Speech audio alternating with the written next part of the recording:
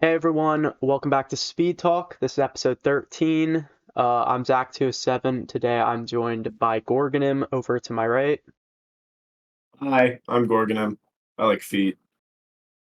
No, I Okay. play two-player and I play with my feet. Okay. I was about to just be like, okay, restarting. Um, but yeah, this Gorganim is most known for being uh arguably probably the best player of the game in two-player using two controllers just by himself. Obviously, episode one of this whole series, we had Zach and Jambo on, who are the two-player world record My holders at this nemesis. moment. Your nemesis. I'm sure we'll talk about the rivalry at some point. Um, but Gorganim doesn't need a second player. He just does it I'm too himself. good. I'm just saying, my feet are better than Zack in the Box. I mean, I don't know about that considering the PB difference right now, but Equal to. okay.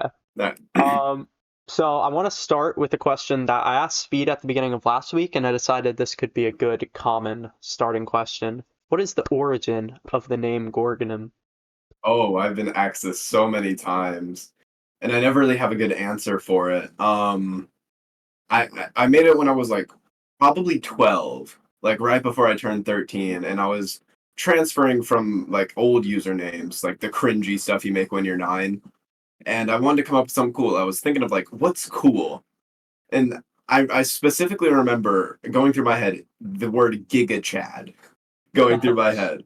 So I was like, Giga, Gorganim. I, I mean, it stemmed from Giga Chad and went to Gorganim. I couldn't tell you my exact thought process, but fun fact, it was actually originally supposed to be pronounced Gorganim, but then the first streamer I ever watched, CJ, called me Gorganim, so I was like, damn, all right, that's me now. Hmm, nice. That's interesting. I didn't actually know the origin. I'd always Yeah, me wondered neither. because I told my mother when we were going to pick you up, she asked me like what your internet name was, and I was like Gorganim, and she was like, "What is that?" And I said, "I have no clue." So now, if she ever asks me Crazy. that again, I can just refer her to Giga this Chat video. reverted to this video. So what was your starting video games that led into the Odyssey community? What was like your first big video That game? well, first big video game was definitely Super Mario Bros. Wii. New Super Mario Bros. Wii. That was just me being 6 or 7, having a Wii, like 2014, and just playing it. I mean, that was. Can I cuss on here? Yeah, you can if you want. Okay, that was the shit back in the day. I mean, just sitting there. I mean, Galaxy was another thing, but it was mainly Mario Bros. Wii. And in terms of speed running, it definitely stemmed from Small Ant, as many do. I was definitely a Small Ant kid. I began looking at it around, of course, the min captures age, back when like 12 and 13 was like the minimum, and I kind of kept up with that and just watched it for a really long time, probably a year or two before I actually started. And I already had Odyssey, I had a Switch, so I was like, might as well try it one day. Nice. Yeah, I will say with the small ant inspiration, I think we're on like a 5 or 6 episode streak with that being the case. Um, Crazy.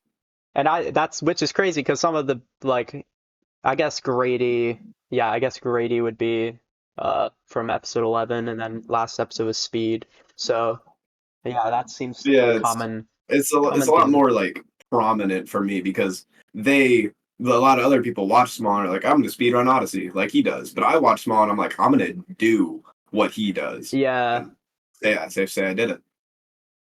yeah, because obviously you have a lot of experience with min caps also, which is also big two-player, one controller, or two controller, one player. There you go. I get that confused. Two P I one C one always P available. I always mess that up. Mm-hmm. Um, But yeah, when did you like officially kind of join the Odyssey community, would you say? Oh God. Well, I'll say I started saying I speedrun. It was, oh God, I don't know. I'd probably have to look back in some messages to see, but I did my first ever three captures run on December of 2020. That's 5 years ago. Yeah, that'd be right around when I turned 13, December of 2020. But undoubtedly, I was definitely playing the game before that, speed running it, practicing the CRCs and whatnot. Uh, but for the community itself, it's probably after my three captures run, if I had to guess. Wow, that's like crazy to me because I feel like you've just been around since I joined the community, and I kind of joined in like May 2020, but I guess you like really weren't around Yeah, the no, community I at all definitely yet. wouldn't have been because I Yeah, was freshly turned 13, barely allowed to be in there. Easily when I yeah, started the game, I would have been 12. it's the case for me too. So, Hmm, yeah. when did you get the game? Like in Uh, general? 2017. Oh my God, 2017 was an interesting year for me. It was like one of the best Christmases I've ever had, where Yeah. I got an Xbox, I got a Switch Odyssey edition, I Wow, got controllers. It was like the Christmas of all time. that's crazy. That Yeah, and that like I remember that specifically being just the best year just because of that Christmas. And that yeah. stuck with me for a really long time. My parents got me So a Switch for that Christmas, and then I had to pay back some of it yeah. afterwards. No, my But parents that are was chill. still a good Christmas. Mm. Uh, who do you consider in the community as of right now, like some of your closest friends? Um, Well, obviously it would be Red Sleigh and SMO Joy-Con, the creators of Kaizo mode. Just saying that episode of Speed Talk is pretty good. I'd go watch that. But no, those are some of my best friends. For other people, I mean, I we have the we have a little group chat that we do where we just kind of have everyone that we know that we kind of know. I mean, that has Game Nerd, Buster, a bunch of other people from like Bert Miller. I would like to give a big shout out to Bert Miller. He's been one of my most prominent friends over the past 2 years. Bert's pretty cool, yeah. He's kind of Yeah, cracked at the game too. He's like one of those he, underrated yeah, players. I'm not. Yeah, he's something. He's something. Because I was like when I was on my Kaizo grind, I was trying to get the darker like IL record, and he just like completely obliterated it, and I was like, okay, this guy is Yeah. just like I didn't realize he was this good. That's kind of insane. Um, like yeah, a lot of the Want me low to percent people are slept on. I feel mhm. like for sure. Want me to go in depth of how I met them Yeah, sure, and if you want stuff? to. All right, so some of the first friends I ever really had. Obviously, when I joined the community, I didn't know anyone. I was just talking. I was being a 13-year-old. A lot of the annoying people that you might see nowadays is me back in the day. Apparently, I was one of the worst ones, and have, haven't been told that until I realized. That's But in relatable. terms of meeting people, yeah, I remember just going around in people's chats, just talking, and back when like the three caps grind was a thing, I would go around just watching people, and like after my run, I just kind of chilled for like 2 or 3 months, just getting better at the game on my own. Mainly messing with IRLs, still with my IRL friends. But then, whenever me and Red Slay, we actually were the first to kind of get along. Our first ever message on Discord actually was trying to schedule a four captures race, which, funnily enough, never happened. But yeah, we got together and we started uh, competing in three caps and even star percent.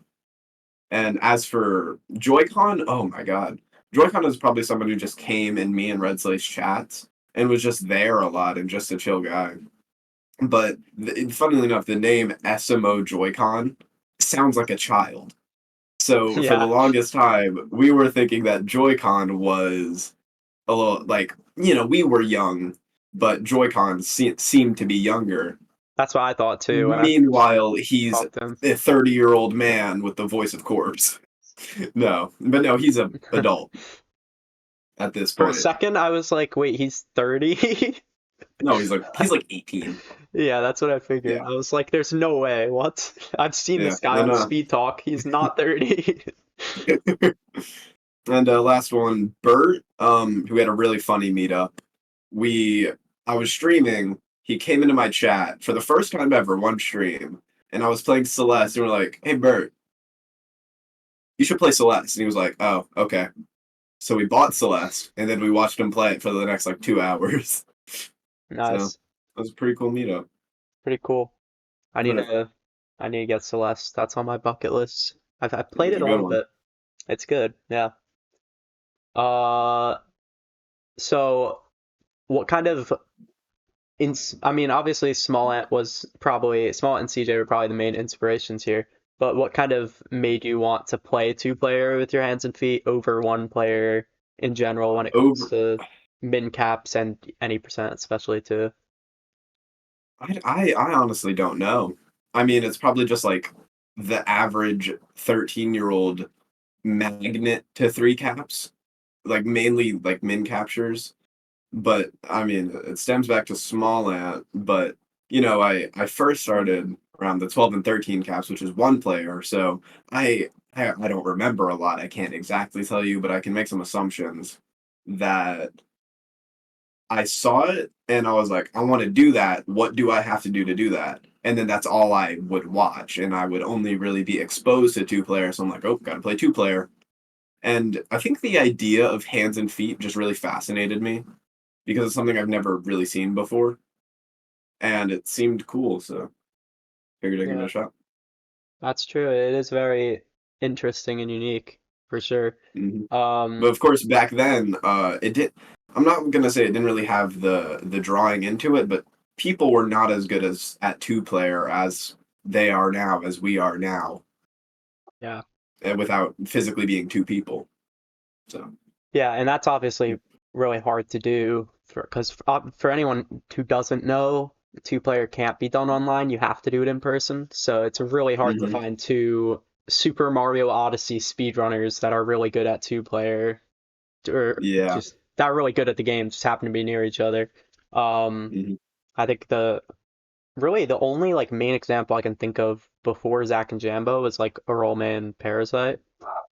I Uh-huh. can't even. And then I'm not even like sure if a lot of there's. other times were like exclusive meetups or like Yeah, conventions where they do like a one-off run just to get something done. Like you never really saw consistent two-player runs with two people.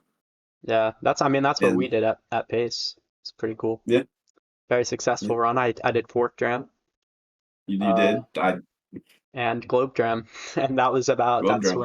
That's Nah, about yeah. everything. There we go. That's everything we Yes. got. But yeah. Uh, that was fun though. Uh, but yeah. How do you? You don't have to show us your setup or anything, but how do you like do two-player one controller? Is there like any like specific Uh, position or anything like?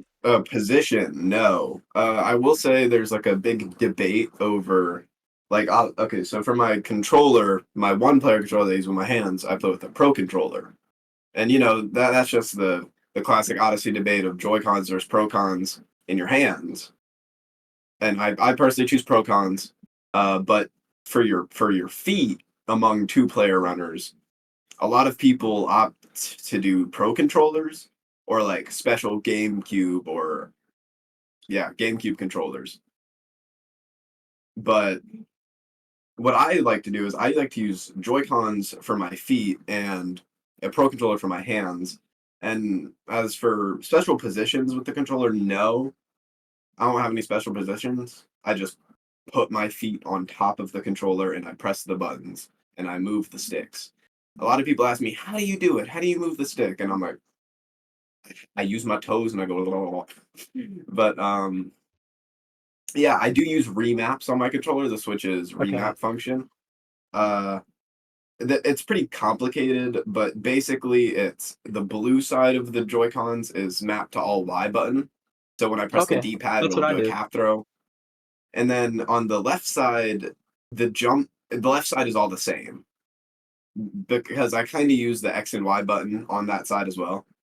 And then the trigger buttons are disabled, and I use the bumpers for ground pounding. And I can just press all the buttons. How do you push the bumpers, especially on It's Joy-Cons? a lot easier when you like do it. Like weirdly enough, I have my feet on my controller right now, but you just like wrap around. It's not hard. Like the stick isn't far from the thing. You just wrap around and you curl. Hmm. I wonder if that works like the same with Procon with like the trigger uh, buttons, because I kind feel of, like but I've tried to hit the trigger buttons and I struggled with that in Procon. not the trigger, the bumper. The bumper and Or the trigger are two separate things. bumper button, yeah. What a lot of people do with Pro Controller is they'll just leave it to the triggers and they'll just push their controller into the ground, just Hmm. like putting weight on it, and that'll press the button for them. Yeah. Yeah, that makes sense. Yeah, I was gonna ask about was remapping always a feature from when you got there? Because I know it was in a Switch update. Was that a feature at the start of E- your endeavor? yeah. Oh God. I mean, probably not from when I got there, but from when I got into speedrunning and really learned how to utilize it. Yeah, it was definitely there. Okay. I actually had phases of remaps. I did like the initial like left side cap throw, right side jump, all jump, and then I just didn't ground pound or move the stick. I just do those two basic inputs. But then as I got better, I would integrate more. I learned to use the stick. I realized that I could use more buttons on one side and how to ground pound. Okay, that makes sense. Uh, is there ever any like physical uncomfortableness with the controller, like on the ground? And you like, do you get foot cramps or anything?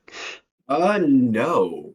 That's I mean, surprising. I don't know. I'm kind of washed right now, but I've been playing more two player a bit recently, so you kind of picked a good time to do this. But no, in the past years, I don't get foot cramps. But one thing that has kind of bit me in the butt is that since I use Joy Cons for my feet, a lot of people say, "Oh, that's such a small controller. How do you hit the buttons accurately?" That's just not possible, and they can't comprehend. They can't get it through their heads that you just press the buttons. But no, I never get any cramps. But whenever I first started, I probably had a lot smaller feet than I do now as a almost adult.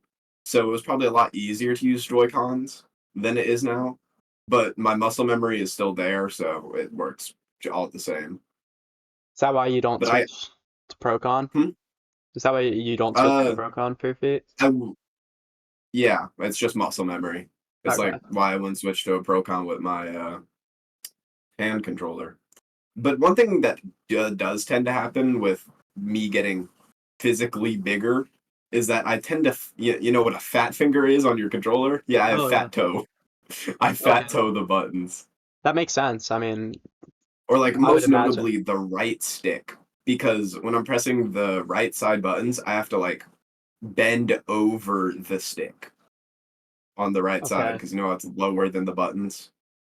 So yeah, I sometimes mess around with that stick accidentally. So Yeah, that's why I think like the idea of playing with your feet at the same time is so complicated because like the controllers are so small. It's like probably so easy to like accidentally it's just, I hit mean, I've been stuff. playing for 6 years But at yeah, this point. It's practice from the beginning. once you get used to it, I guess that makes that definitely adds up. I remember this is a very completely unrelated memory, but I remember at Summer Pace 2023 04 I think it was Marco in an any percent race, and oh 04 exclusively used his feet, and Marco used his Yeah, I hands. think I remember It's that. like 116 to something, like 124 or something. Sorry. Hmm, Very that's funny. funny. Um, but yeah, when did you like start, or first when did you transition from min caps to deciding to do two player any percent? Because that's Uh, obviously any a big percent. thing. Uh, well, I did min caps for a really probably like a year. I just did exclusively min caps. You know, there might have been times where I did like other categories just for the hell of it. I remember doing like two player all purple coins post game, and then I did star percent. That's another big part. Uh, and then I did a few any percent runs. I got like 104s, 103s, but I never really exclusively did it. And I wouldn't say, oh God, I never really exclusively did any percent until until I was like, oh God. Actually, probably after I got world record in min caps for the first time. I got like a 115 something, and that was the world record at the time. So I was like, I'm done. Time to move on to bigger and better things, which might have been star percent and any percent, other categories and any percent. But probably around the time I got the world record is when I started going for any percent, realizing, just being the game, I could do pretty good. And yeah. Okay. Uh, so when did you decide you're gonna go for a record? Record. Well, oh God, I improved at the game so fast. Like from December 2020 when I started, I mean that run is still up. It is a dreadful run. Obviously all first runs are, especially for a run of that magnitude being my first. But, I kind of just freeballed my first few runs of any percent, got 104s, 103s. I skipped 102. I got a 101. And then I remember my first time ever, like, really being excited for a PB was at 100. I like very vividly remember being in pillars, swiping at the pillar, and being on 100 pace and just verbally speaking, just yes, yes, yes, come on, and like Nice. that was a monumental occasion for me getting 100. And at that time sub hour was like, I think at the time world record was like 58:35, like the longest standing 2p record. And at that time I was like, wait, I am less than a minute off of doing something that not a lot of people have done. So I kept grinding. I looked at the mistakes in my runs. I saw how much time I lost, and I got better. I practiced, and I got another 100. I think I got a really low 100, like a 10001. And then just a run, I got sub hour, and I was like, this is peak. This is it. I got sub hour. That timer says 59. I'm done. But I wasn't done. And for record, it probably, like, to say I'm gonna go for world record probably wasn't until I got 58, and I was like third place with time loss still.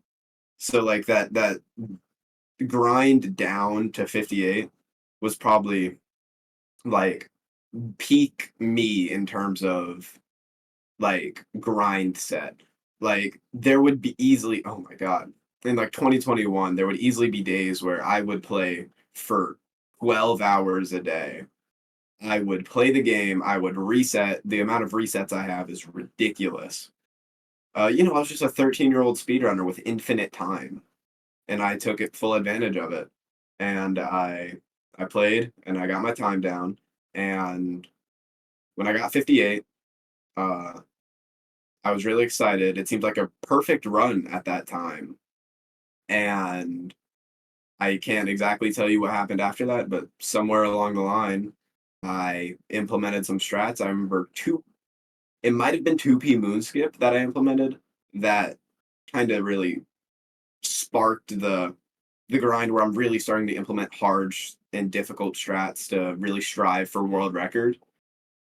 And I would say that's it.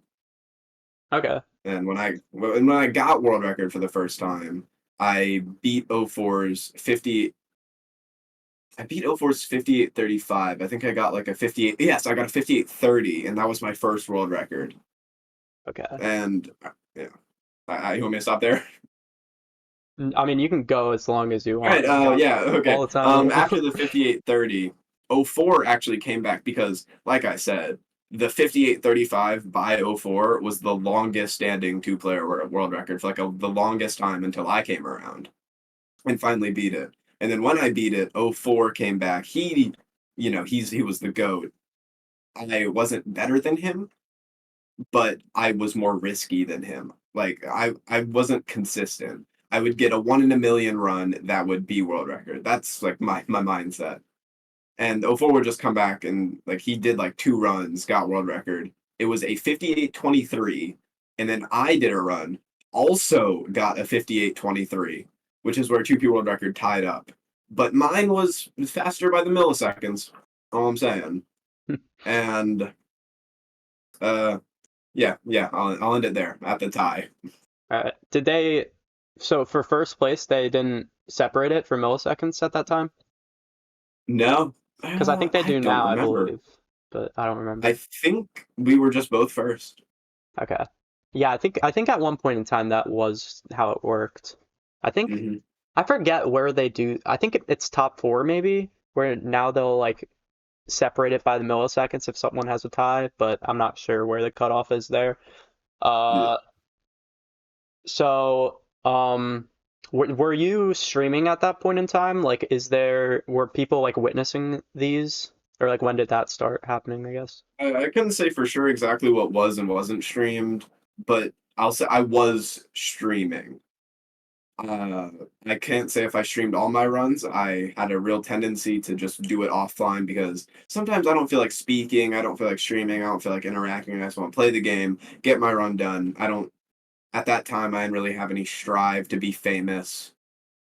Uh, Obviously, that inner thought, but like I didn't have the drive for it. So I just did runs offline a lot of times. I would stream my runs sometimes. I can't tell you exactly which runs were on and off stream, but yes, I was streaming and people were witnessing the attempts and stuff. Okay. Uh, Sorry, I keep getting background like IRL people walking down the stairs right behind me, and it's completely throwing me off guard. Um, So, but when did Zach and Jambo kind of come into the picture? Obviously, they're the current to be record what? holders. Uh, Um, oh God. They probably came in right around that time. Probably the push for 57 when me and okay. 04 were tied up and we were just slowly going down. I think the final world record before, well, I'll say oh God, I couldn't tell you, but around that 58 to 58:30 range is where Zach and Jambo came in and they were like, we're just gonna play. We live near each other, or we're in the same college now, and they did runs. I was like, I'm not scared. I remember witnessing their first ever stream, and I was like, who do you think you are? You're not me. You're not '04. You're nothing. No, I was kind of condescending, but there were also times where I was like, God damn. Of course, their first few runs was nothing to be afraid of, but they really cut down quick. They got 101s and they got sub hour. And it wasn't until like even at sub hour I was like, okay, that's it. But even at well, it started kicking in like, oh shit, this might really be something. Around the 58 when they got 58. Uh this might have been after the 57 already happened. I was not first to get 57. 04 dude was. Dude, it was so messed up. A little rant here. 04, we're on the race for 57, me and 04. And then he got it. And then I believe the run I started after he got it, I got 57. Oh, really? I don't even remember Yeah, that. so It's I crazy. feel I feel like it was like a real mental block of like, oh God, I need to get it. And also resets. Like I reset a lot more than I need to the Yeah. point where my PB right now, my 56:36, has a perfect early game. It has a 55 level early game, yet I got a 56:36. That's just because I reset so much in early game that eventually I'm going to get a perfect early game and I'll have never played late game. So I'll do a lot worse than that.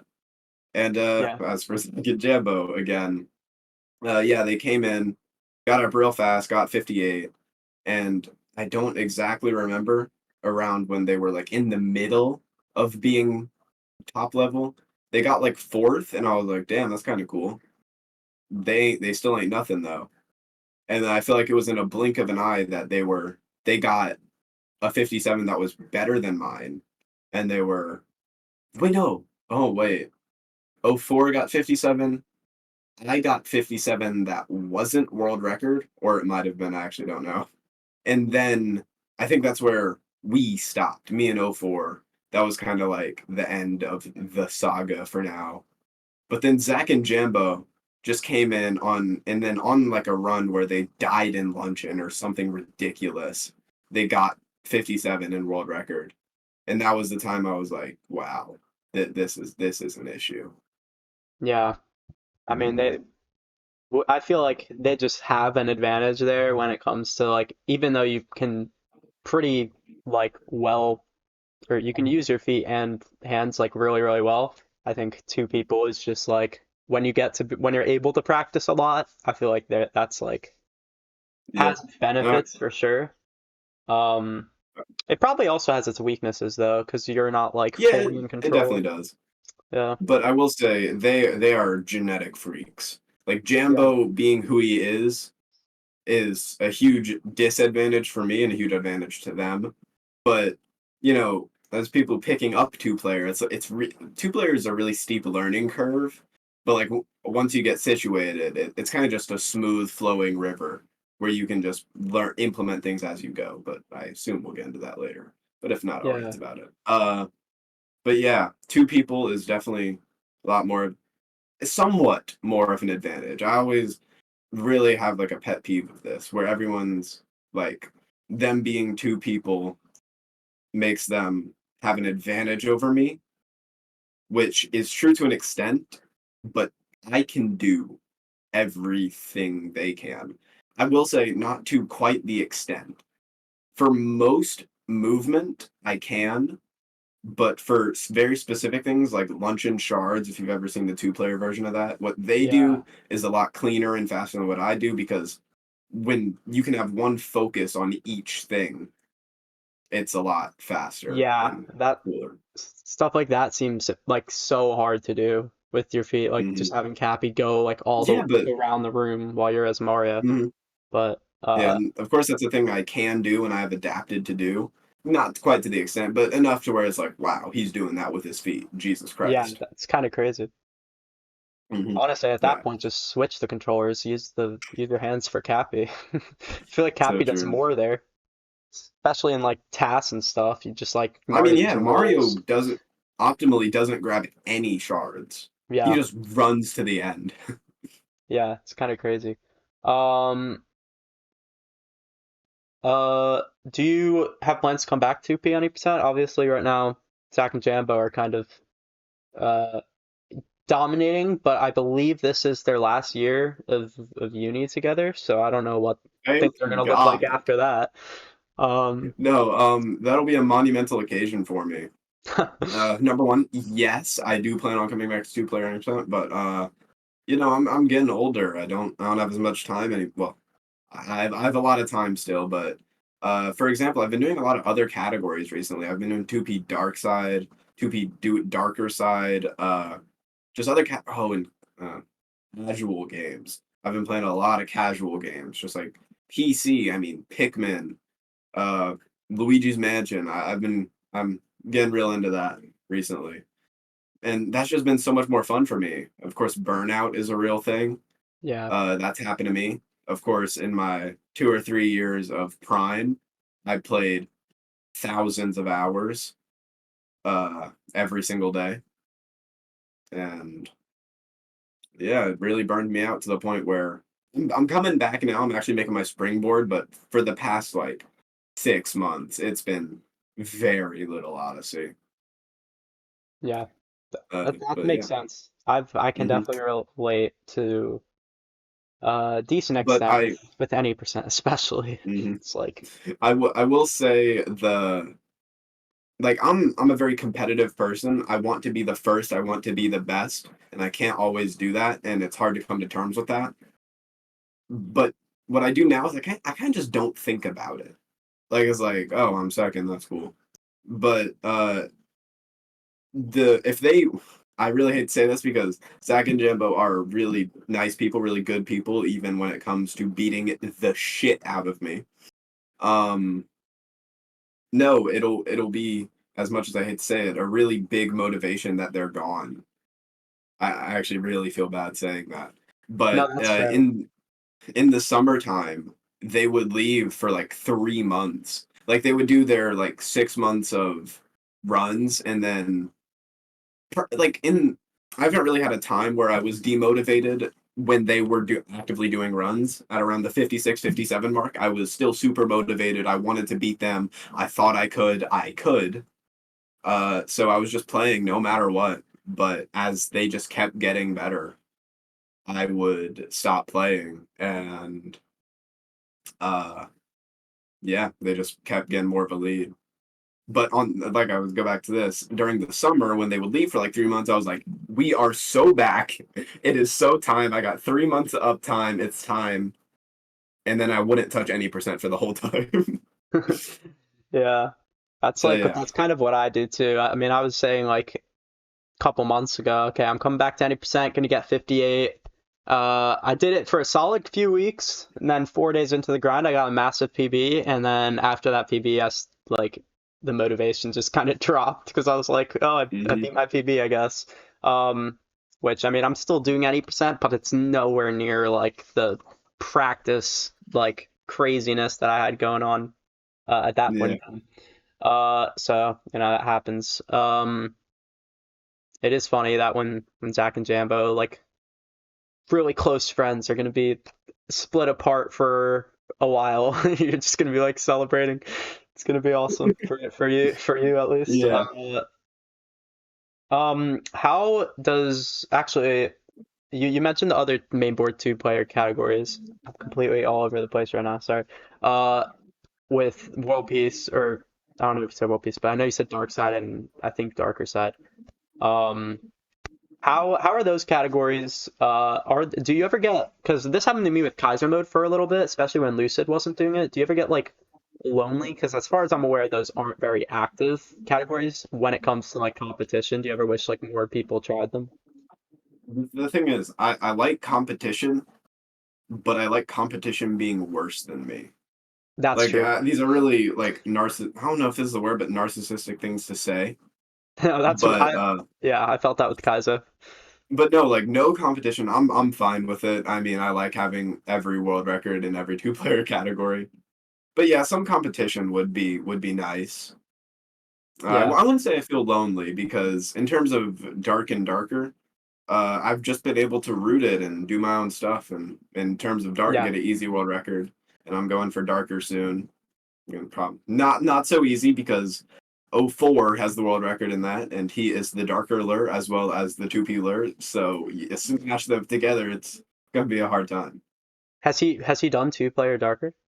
Yeah, he did Oh it. wow. Uh, he did it first like 3, 4 years ago before they were categories on the board, just to like do it because it's fun.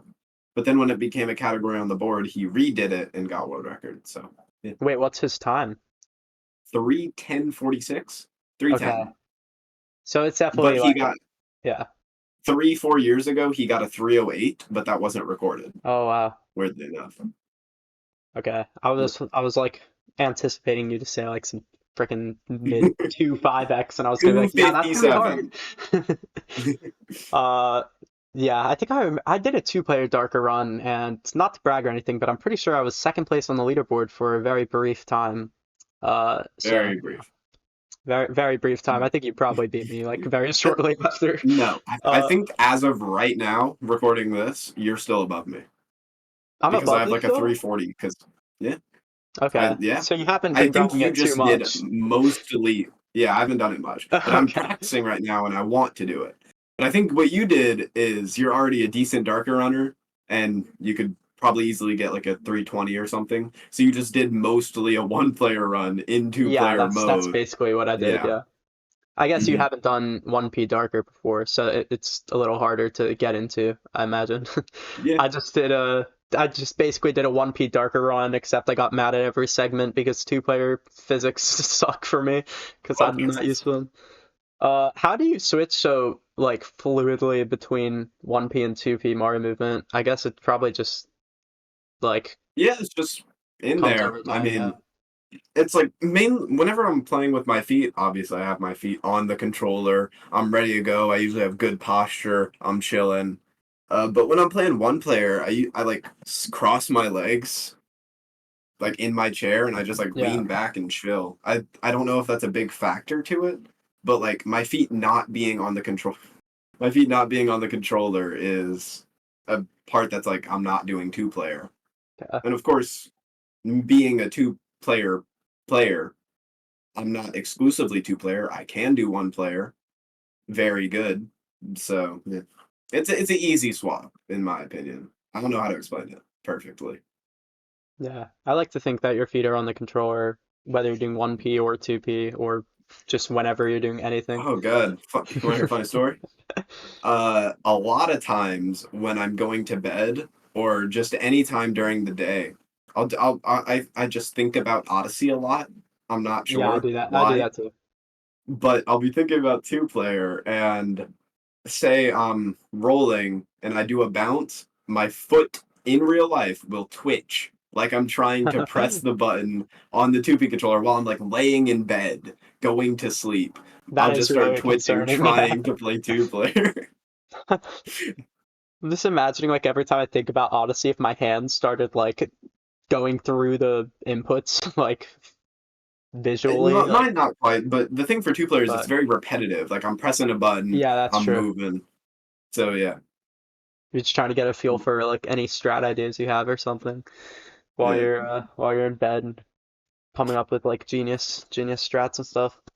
Yeah, I think yeah. literally earlier today I was in like one of my classes and I it was so boring and I was just like going through in my head like what a full game two-player task would look like, including like the segments that haven't been tasked because I was just I so do that bored. sometimes. Yeah, Or like it's I'm like rooting 2P yeah, darker right now, so I'll just be like thinking through that, like what moons can I get? What's the movement to yeah. them? That was happening with Kaizo Darker routing for me like constantly for that few Hmm. weeks, especially since I didn't even know where some of the moons were, so I had to like ask people where stuff was and stuff. I'm Yeah. pretty sure I asked you where a lot of Oh yeah, moons a are. lot. Yeah. Um, but yeah. Uh, what have you ever done?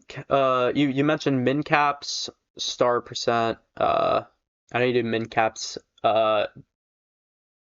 Maximum or min caps darker side, I guess would be the CE. Are there any other CEs before we move into the more low percent stuff that you What? Any have done? other? And what do you mean? Any other CEs like that I've done? Like that you've done, yeah. I know there's other CEs that exist, obviously. Uh, At But one point, I tried to do a all categories marathon where I would do oh every gosh. category, main board and C. It's a bad ending. Don't worry. Main board and CE, all the subcategories. So all the little check boxes you would do. I made it all the way. I did one player 90%, two player 90%. At this time, there was no 2P World Peace Dark and Darker. So I Okay. did Dark, Darker, and I was like 7 hours into an all moons run, and my computer and game crashed. So I just called it quits. But as for categories, I'll just randomly do some, but I don't really run any. I did APCPG for a little bit. Uh, yeah, no, yeah, no, I don't really do any other Yeah. categories All right. besides ones you mentioned. Well, when it comes to minimum captures, darker side, were you the one that got that added, or who got that added to the Ooh, it was a boards? lot. It was a lot me, and I feel very like please, like very beggy about it. I Yeah. had to like really beg for it because, being honest, it should not be on the board. Yeah, probably should. It's a not accessible category. But it was at a point where we've been trying to get it on for like years since the category was first a thing. Give you some MCDS history here. Mincap's Darker Side started with CJ obviously doing 500 moons with TCO, the big nut jump. And he got 500 moons and did Darker. I'm not sure. But and then I came along, did 501 moons, which some of this is like MCMM stuff. So I'll go a little further. Back when a few more moons were proven, and it was a lot easier to get just 500 moons to go to darker. We would do the game, get all the moons we could, which is most moons in the game, or most moons captureless in the game. We would update to 1. We would start on 1.0. We would update to 1.3, and then that would give us three more moons. Because without without going too in detail here, going from 1.0 to 1.3 you know how we skip the Madame Brood boss fight in Cascade, and so we Yeah. also skip those 3 moons. Going from 1.0 to 1.3 gives us those moons just Oh, really? instantly for I some think I've reason. heard about that from I think it was Docil's Min Mario videos, which highly recommend to anyone watching. Any of Docil's videos are really good, actually. Also, his videos are Uh, bangers. You Very know, underrated. I guess Yeah. promo here. I watched the VR video, and I Yeah, was that like, one. I've never seen any of this. I've never This seen is so VR. cool. I did VR for like 2 minutes and then just called it quits. So it was cool. It was really Yeah. that was a really cool video. Uh, Hmm. but yeah. Oh god, I'm What off was I track saying? now. Yeah, I don't remember what we were Yeah. talking. VR docile min caps updating to 1.3. All right. So when you update to 1.3, it gives you 3 more moons. So we would do that because at that time the max was like 513, but like 11 of those moons were behind a really hard trick that we didn't want to do in a already really hard run. So we would get every other moon plus the 3 moons from updating, and then we would. Oh yeah, we needed like all of the Toadette achievements, which meant coins, but obviously we don't get 10,000 coins. So for that point, we would do Luigi's Balloon World for it, and we just use our Nintendo account to just instantly get 999 coins. And there was a history where we tried to get it on the board, they didn't like Balloon World. We tried to get it on the board, we took out Balloon World. We tried to get it on the board, they didn't like us updating. We tried to get it on the board, so there was a whole lot of back and forth. So by the time we took out everything that they didn't like, it was kind of just at a point that we've tried so hard and had so many problems and came over the problems that now we're at a point where you have no valid reason to say no to us, so put it on the board, other than the fact that it's a shit category. To be fair, I think uh, there's a lot. I think there's a lot of categories that mhm. are less But deserving to be on the boards. Not to, MCDS is yeah, very inaccessible. It's very hard. Like yeah, no one can just hop in the game and do an MCDS run. But you could also make the argument for 3 caps. But yeah, we don't yeah. get into that. How many, like, roughly how many runs are on the board for MCDS? 6. Yeah, that's not even that bad. I mean, Yeah. I don't know. I don't want to There are name definitely names, categories but with less runs. yeah, all Metropoles, it has more, but it shouldn't exist, and it's stupid. That's all I'll say for I had a MetRat. real conundrum with all Metro polls where it was like, yeah, it's not that good of a category, but everyone seems to like it. People are getting along That's over it. true. Why not? It's just weird to me. Like it's such a random thing. It's so Hmm. random, especially when you don't have like all Cloud Kingdom clouds or like something for every kingdom or I don't know. So true. It's just like weird that there's just one random thing like that. But it also is a little funny that way, so I don't actually hate it. Yeah. Um, yeah, I don't know. I feel like if it'd be interesting if like Odyssey started today, what the current SRC team would do differently, because I feel like there's a lot of like Yeah, interesting things that I've I heard feel they like a lot of the probably would do. things we do on the board right now are like inconsistent with other games, but we're just not changing them because it's just how it's always been. And that just seems normal to us. Like I don't know any specific examples, but Yeah, I mean, it maybe maybe. like damageless could be an Yeah, example. Yeah, glitchless is a thing. yeah, Uh, assist mode, unrestricted, NSCA. You know, just all of these things that they don't allow. yeah. There was a lot of like, I think assist mode was like a miscellaneous category at one point. Hmm. And then probably no one ran it, so they probably just got rid of it, which makes sense because there's not much of a point. But it is like it is interesting how many categories there's been for Odyssey that aren't there anymore. And how many there are now that haven't been that were like added in the last couple of years. I think there was like close to home percent.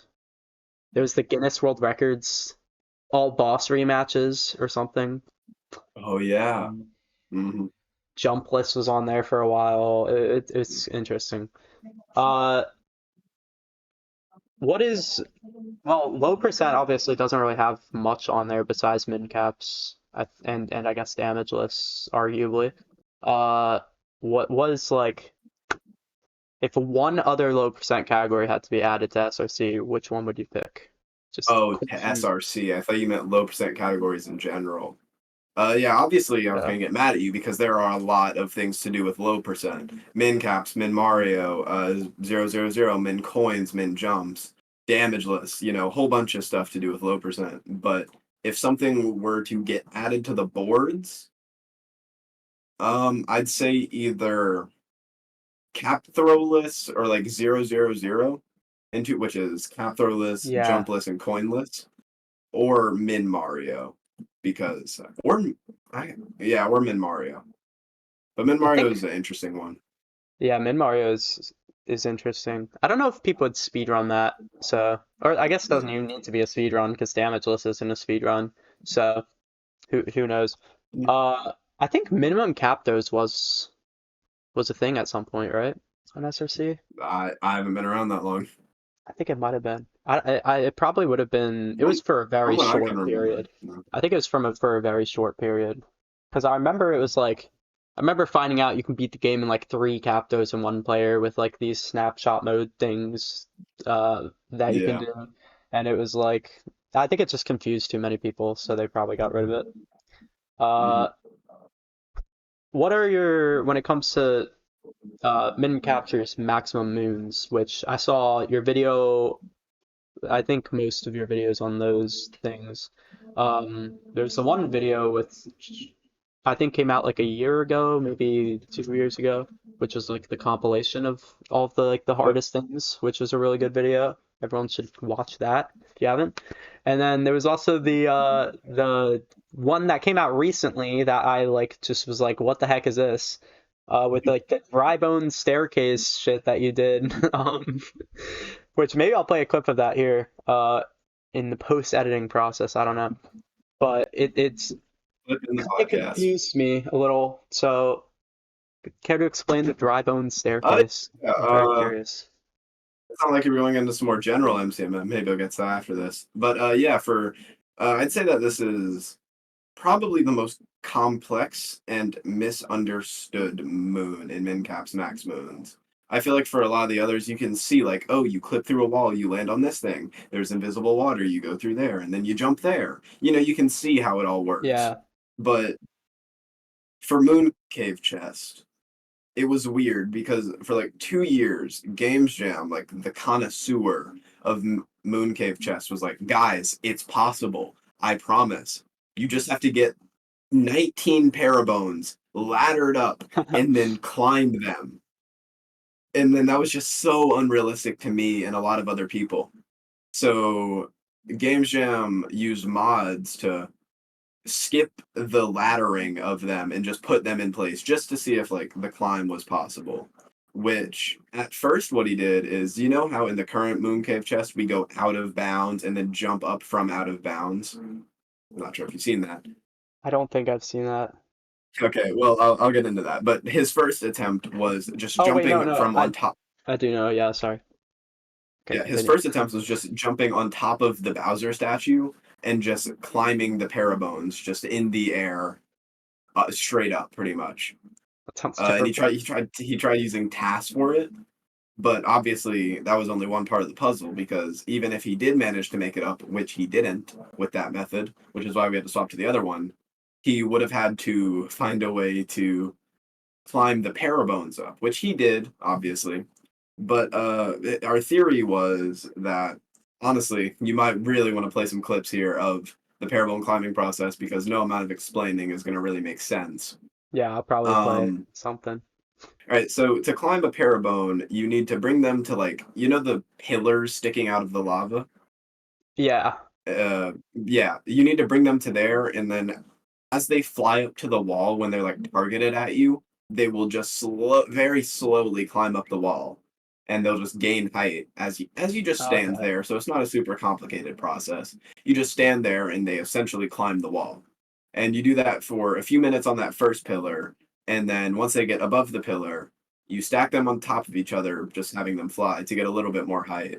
And then, of course, it is all in assist mode. So you assist mode back up to the Bowser statue section, and then you take the parabones, and then you basically go to a very specific point in the wall and just wait there. You have to like jump up and just wall slide for a whole bunch while they're under you, running into the wall, and they'll just climb a lot slower this time. They'll just go up for some reason. There's just collision in the wall that makes them go up. And that's the idea of parabone climbing. Okay. And you do that for like 2 hours, and you raise a total of like 9 parabones across all of the bottom of Moon Cave. I think you use literally every single one of the parabones, and Wow. then yeah, you have to line them up. So even when you get them up, you have to raise them even more. And then I'll just skip the rest. You get all of the parabones in place, very complex setup. You have to get them perfectly, and you can't lower them. So you just have to get them to the perfect height the first time. And this takes like 2 hours. So it's a very long moon just for one attempt. And then the final parabone that you bring up, you actually use that to damage clip through the wall by the pipe. So you get out of bounds, and then you scale the parabones, just jumping on them one after another. And then there's some, once you bounce off like 8 of them, you wall jump in between these two walls, and essentially you just wall jump up to the chest. And I don't want to say it's that easy because by no means is it easy. 2 hours for one attempt, but you get the moon, Yeah. and That's gonna be that's the scary technicals of too. it. That damage It clip, is. yeah. I had my heart rate monitor on for it, and whenever I was up there wall jumping in the middle, it spiked to like 180. It Oh was yeah. really high up there. Do you know Um, anyone that's like failed the damage clip and accidentally captured the dry bone or the no, parabone? it's not like No. that. Okay. It's pretty much impossible to, like, once you're at that point, you get an Oh infinite wait. number of Yeah. attempts to clip because since you're You in can two move player, you get to Cappy, fake yeah, that throw, makes sense. Yeah. and then you're able to just clip without them.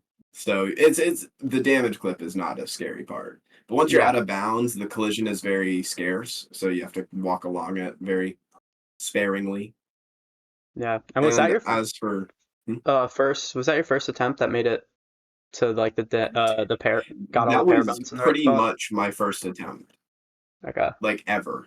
Like I did one before that I like quit halfway through because I was like, no, this is all wrong. I'm so uncomfortable with the way these parabones are. It looks so bad, so I just reset.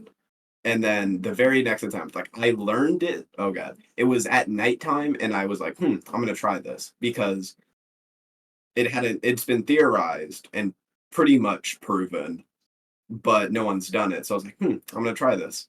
So I tried it, learned the basics of it in the night, and then the next day I did it. So that's kind of crazy. Yeah. I actually do things really weird for some reason. I like to be very secretive. So I didn't tell anyone I was doing it. I didn't stream myself doing it.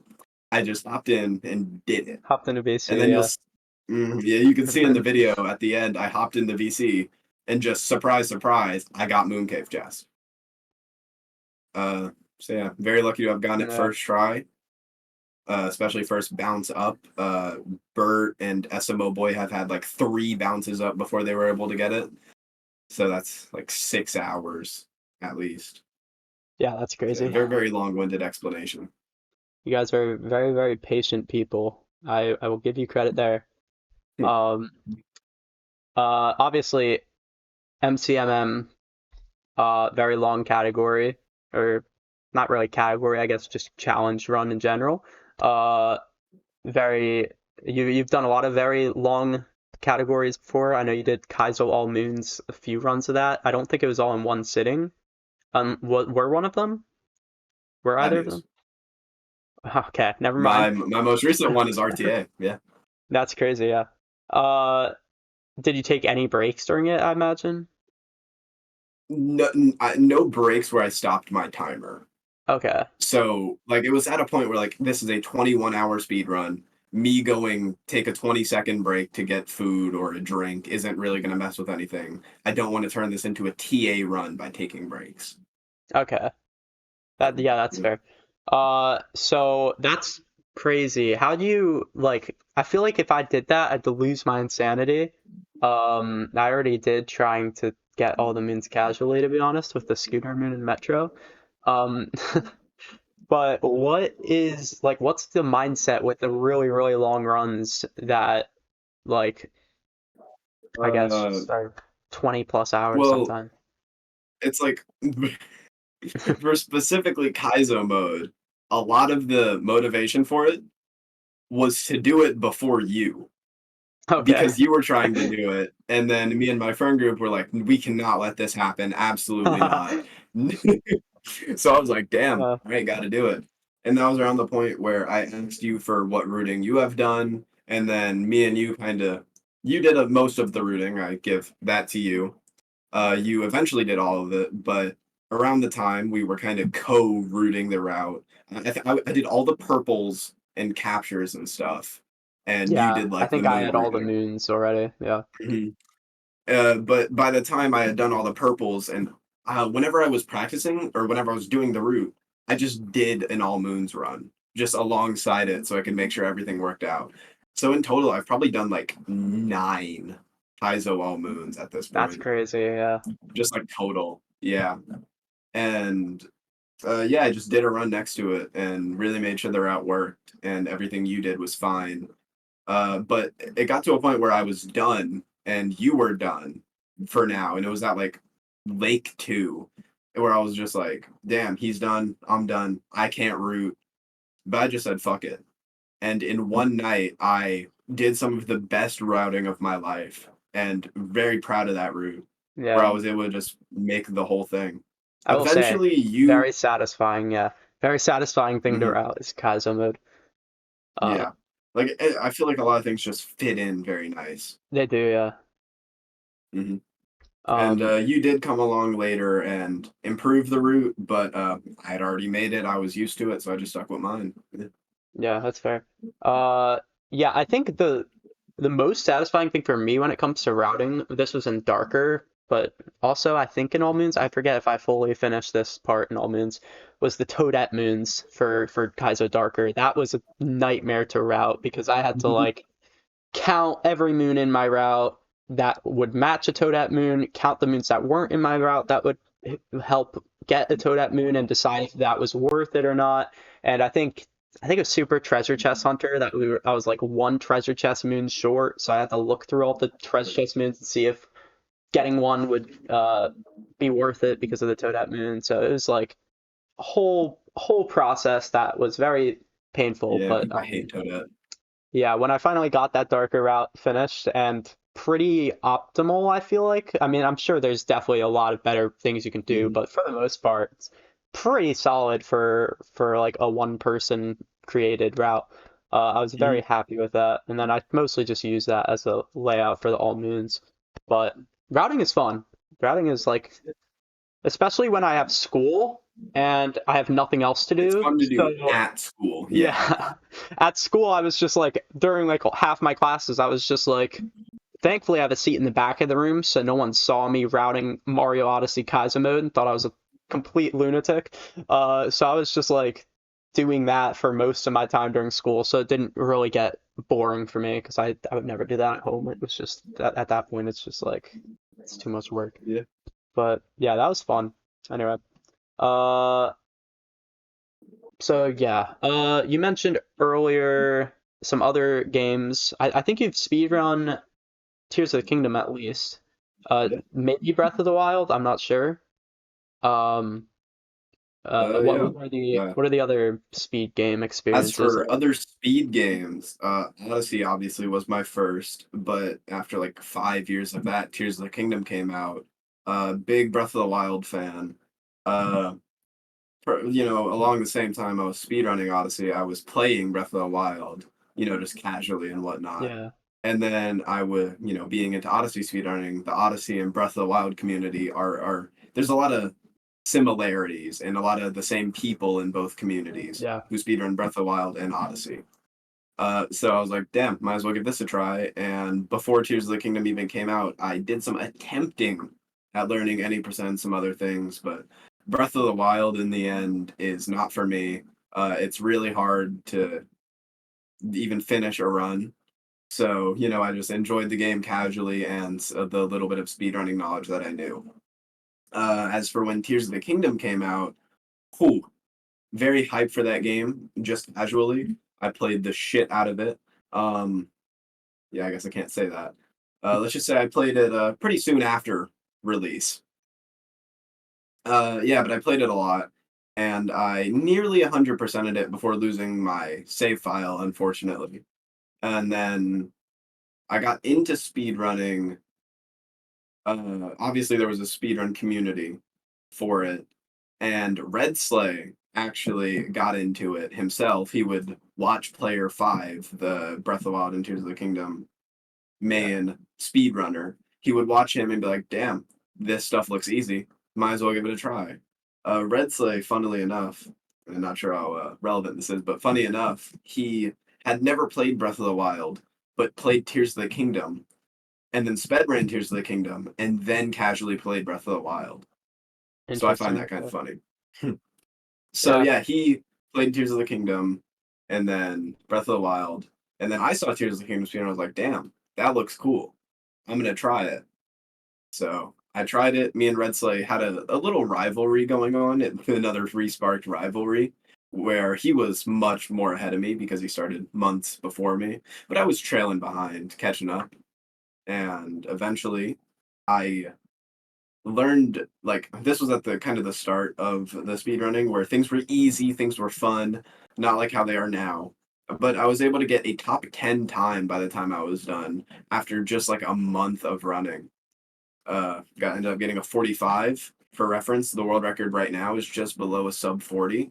But at the time, that was top 10, and I was happy with that. So I kind of that's pretty stopped good. my. Yeah. And then you came back for Uh, the pace run. I remember last summer. oh That was God, the shittiness of pace. was that the So as of first right day now, of the event? huh? Yeah, first day, like hours after I got off the plane. Yeah. So for pace summer 2024, I was going and I wanted to submit a few runs for it. So obviously I submitted my Odyssey, my two-player 80%, my 13 captures, all my Odyssey stuff. But then I was like, I speedrun Tears of the Kingdom, threw that in there. And to my disdain, that was the one that got accepted. And I at that time I was done with Tears of the Kingdom. The any percent category had come to a point where I don't want to do it anymore. It's too hard, too complicated, and it's not fun anymore. So when it came to the point where I had to, I very reluctantly started learning again, relearning, playing, learning new tricks. And I actually did that very sparingly. I don't think I actually really started practicing until 2 days before the plane flight, and yeah, it actually turned out pretty well at the event. I just did a pretty damn good run, aside from a few things. I'm actually really proud of it. But yeah, that was pretty much the end of my Tears of the Kingdom experience. I might come back one day. Uh, same thing with like any percent, but a lot lower chances. Yeah. And yeah. Another It was a speed game, fun. Celeste. Huh? Okay, yeah. It was a fun run to Another. fun run to Yeah. watch. I remember that's I think during that time is when I did my Uno tournament match and when I met Speed. So two major things happened during the Tears of Kingdom speedrun. I don't know why that's like Very. why I'm noting that as if it's because of the Tears of the Kingdom run that I did I'm an just Uno like that. match I'm and just like stuff. that. But yeah, it was cool. Hmm. But yeah, as I was saying, Celeste, a game I played probably back in 2022. I played it for the first time. It's kind of built to be a speed game, so naturally I did that. I wouldn't say I never really got serious, but it was just a fun run to do. And obviously the challenges in Celeste, the golden berries, I ended up doing all of those, being a 202er, and that was pretty cool. I never really submitted any of my Celeste runs because they were mostly for fun, and we would do races, which would include Celeste. So, yeah, those are the extent of my speed games. Nice. And then I know at the beginning of the podcast you said you were doing some casual games. What are like top casual games as of recent to play just for fun? As of recent, right now it's Lethal Company. Play it with a whole bunch of people. One of my favorite games right now. I have a lot of hours in it. Um, Pikmin 4 is another one. Oh god, what games? Schedule 1. Probably shouldn't talk too much about that right now. Schedule 1, Repo, a lot of like horror games. I really like horror games. So, Okay. yeah, I mean, yeah, it's not a lot. It's been a lot of Lethal Company. That's been the majority of it. But Nice. Luigi's Mansion, Zelda, some older Zelda games. I'm trying to think. I'm blanking. Yeah, that'll Cool. that'll do it, I think. I wish I could play games casually. I just I try to, and then I'll get bored after 15 minutes and start playing Odyssey again. It's just an Yeah, addiction. I mean that happens to me a lot. But Yeah. there was just a point where I was able to play games casually, so that Yeah. was cool. That's nice. Uh anyway, um are you planning on getting Nintendo Switch 2? Getting games on that potentially? God, Oh, some news came out just today, like hours ago. Like at the start of the day, I would not have had this answer. okay. Before this day, no, I was not going to get it at release or probably until like December because that's when the game I want comes out. The Switch 2 seems like something that I would want, like I would get if I could immediately. But as for the games that I want to play, nothing's there right now. But I Yeah. would want it just for the sake of having a Switch 2. But today I was planning on going to GDQ this year, but the event schedule plans got released today, and me and all of my friends got completely rejected. Every single one of our runs. Oh, really? That sucks. So we were like, "Damn, that's too bad. I don't want it anymore." So we decided to cancel the GDQ trip, and as for all the money I saved up for the GDQ trip, I can now put that into other things. So we're planning on doing another little road trip coming up pretty soon, actually, and that should leave me with actually just enough money to buy the Switch 2 if I wanted. Oh, okay, And nice. that's at the end of May before the Switch 2 release. Don't really know what I'm gonna do in terms of pre-ordering, considering it's gonna be pretty like soon to the Switch 2, but I might get it if the funds stay above the Switch 2. Yeah. So maybe not. More likely Yeah. than before. Is that why you DM me earlier about the Boston meetup me and my friends are trying to do? Yes, actually, yeah. I was Yeah, like, damn, might want to go that to makes that. sense. Yeah. Yeah, that'd be cool if we could merge them. I have no idea if I'll be able to go. I really hope I can because I'm kind of the one that like organized a lot of it in the beginning. But my Yeah. parents are resilient, and also I have like a college orientation scheduling thing. But I'm like I have a whole plan for how I'm gonna try to make that happen. But that should be cool. Mm. Maybe for anyone watching at this point, if that meetup does happen, I'm hoping to do this exclusive. Don't share this with anyone watching. I'm hoping to do an episode of Speed Talk, which is like there was some I think Genix I think was his name at Summer Pace 2023 did Super Mario 64 interviews for all the LTA contestants, and it was like really well done, and it just like asked one question and then it would show each person's answer like sitting on a couch, and it was well done. So I'm hoping to do something like that for Odyssey for like maybe I don't know, maybe the season finale or something for Speed Talk. So stay tuned for that. That could be a very cool episode. Um, but yeah, a few more quick questions. We'll call this a speed round, even though I only have two questions prepared that I thought And of yeah, during this I episode yap a lot, randomly. sorry. Been a long Um, one. no, this is fine. This is actually one of the shortest episodes, Damn. surprisingly. Um, yeah. Favorite. Okay. What is for first question? Sorry, I'm all over the place right now. What is your favorite memory from Summer Pace? Uh, Favorite memory. Oh God. Ooh, it was such a good trip.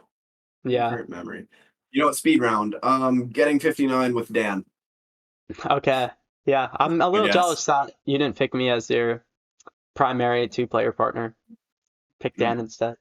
And also, I guess Uh, running on stage was pretty cool, but it honestly wasn't the peak. It was a great trip. yeah. For me, it was definitely Mhm. the. Were you there for my darker run? Oh God, wasn't it really late at night? It was. Oh, did you miss the water roll premiere and the darker run? I think Oh so, yeah. man, that sucks, dude. That was peak for me. Hmm. Uh, I had like the spin throw you skip that everyone cheered for as if like everyone just got $1 billion, which was awesome. And then right after that, Rockin' did the water roll premiere, and then we all took a group photo. So that was probably my like favorite sequence of events. Uh, Six. if you could pick one person to be your permanent to be a permanent two-player partner for 2p any percent, who would you pick? And who Take a would they play guess. as too? Take a guess. I don't know if you'd be Cappy or Mario, so depends on that. Dude, okay. Probably you'd probably Okay. be So Cappy. just to say, all right, I'll give my explanation here. So Burt Miller would be my Okay. two-player partner Oh, you've because done two-player with him. we Yeah. already do two-player, and I'm Yeah. Mario for the record. I'm Mario. He's Cappy. And we've done some cool things over Parsec online, delay, awful, challenging. So yeah, it'd definitely be Burt Miller. Yeah. Who do you think you would be able to get the best possible time with? Buster Buster. with me That as makes sense. Cappy. Huh? Makes sense. I'm curious how Buster would do in 2P. We didn't do too much of it. I'm very curious, like how he'd do in that Like I setting. said, It'd be it's a cool to see. learning curve, especially from Yeah, for someone who's been playing one player. yeah. We did a two-player, one controller run at the first summer pace we went to, and we completely killed it. We went, I think we got like a 110 or something. We both held one Joy-Con, and we also got nut clip like flawlessly, like that whole thing, and that was really cool. And then we tried to do it again last summer, and I don't know, we fell off. We were not doing good at all. And Um, it might have been the monitors though. The monitors weren't great. Uh, what is one thing? Well, we didn't touch on BTT at all. What's your experience with BTT grinding? Because I know you do some of that every now and then. And what do you think is your most impressive segment you've gotten in right, ever? I guess. so BT is kind of a sore subject for me, but to start, I got like my first ever BTT segment. It was two players something. It might have been like Frog Room, but yeah, it was really fun. Best theoretical time. It was at that time probably like a 55. And knowing what it is now, like a 52, I revolutionized that sheet. Like from what I did. From when I started to when like the three caps BTT came out, that was like the first BTT I was in and was proud of it. I saved a few minutes off that. But as for any percent, I hopped in. I was obviously the two-player guy. Most segments were oh 04 Dude or a Roll May and Parasite. But by the time I was done, there was no oh 04 Dude and like two a Roll May and Parasite compared to the like Wow. hundreds of segment each. And of course, I absolutely dominated that scene, having more than triple of second place. Uh, but mm, what? No, BTT. It was fun. I will say it was fun. I like the grind. I did a lot of it beforehand without a modded switch, so I'd load the file. But so I would do before that, before a modded switch, I would do a lot of segments like from sub area to sub area, not having any moons in it.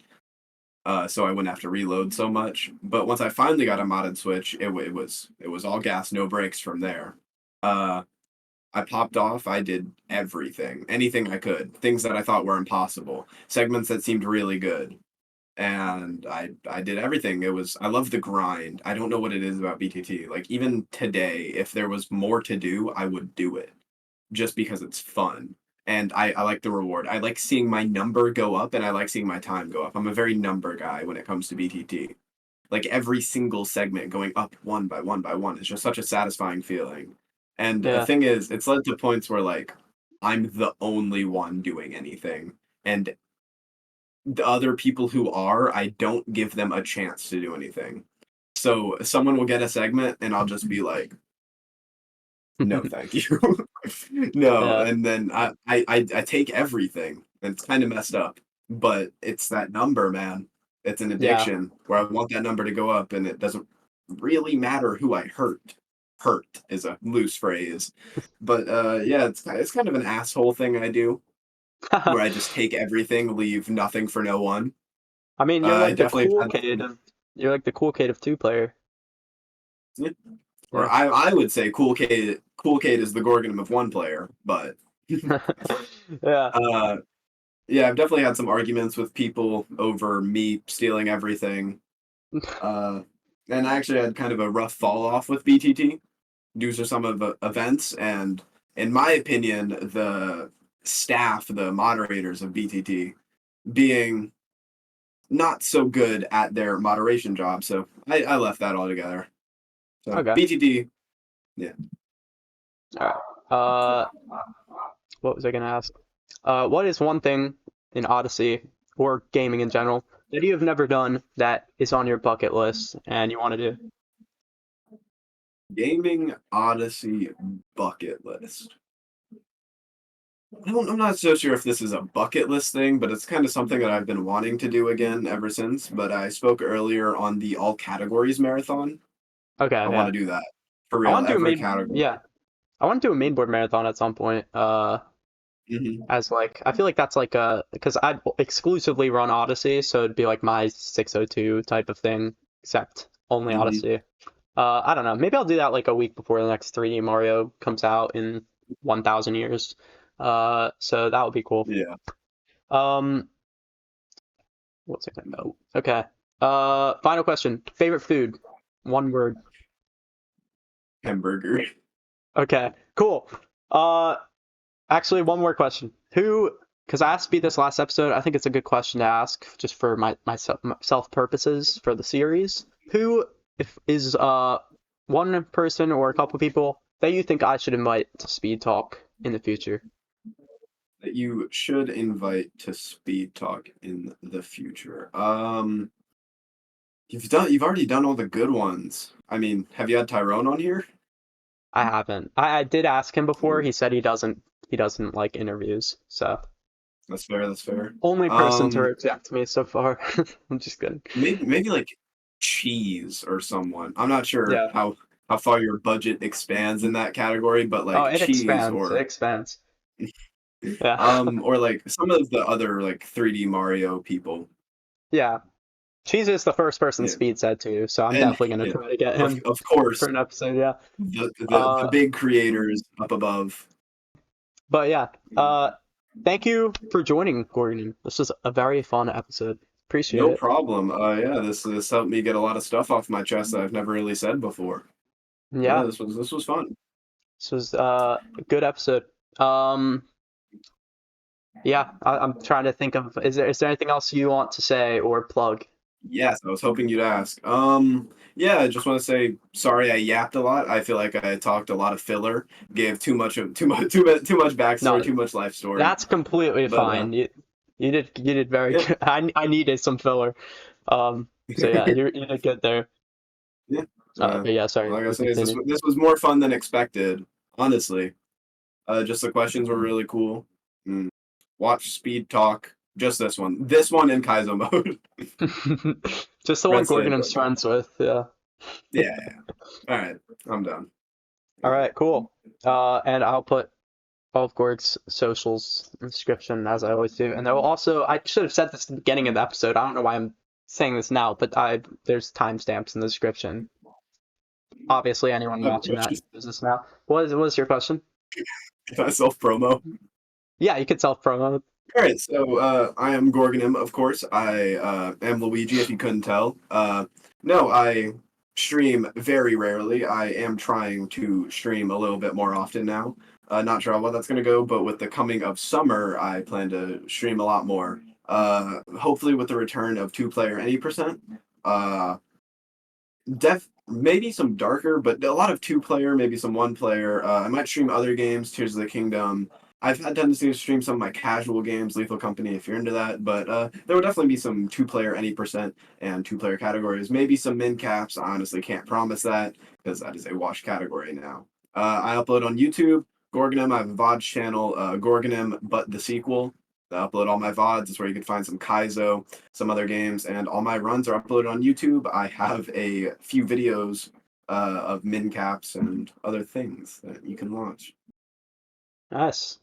That was like the most prepared answer to any question the episode, but I like it. That's the most important question anyway. So, but yeah, thank you for joining me. I'm actively trying not to drag out the outros because I have a tendency to do that with every episode ever. You're not doing that So right now. we're just gonna end it right now. Goodbye. Thank you.